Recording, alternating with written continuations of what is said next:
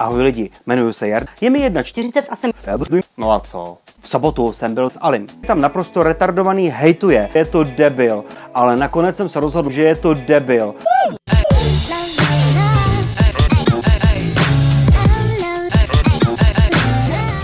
Co v pořadu zaznělo? Jarda Kovář video poslal s komentářem, že je nejstarší na internetu.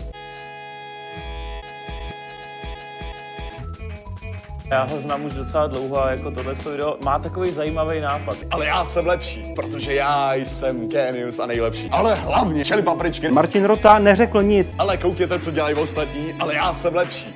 Ano, vadí mi stupidní Martin Rota a myslím si, že je lepší uklízet. Já tady budu uklízet, jsem genius a nejlepší.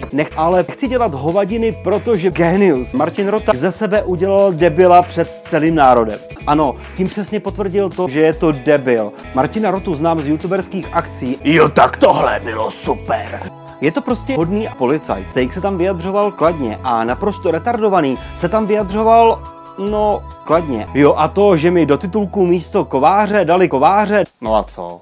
Celkově jsem se do tohoto pořadu dostal. A víc už to tady nechci. Nazdar.